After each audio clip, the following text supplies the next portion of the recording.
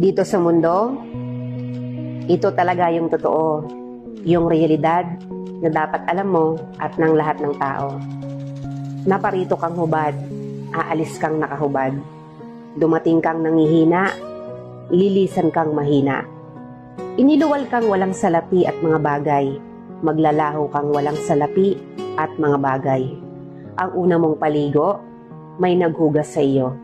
Ang huli mong paligo, may maghuhugas sa iyo.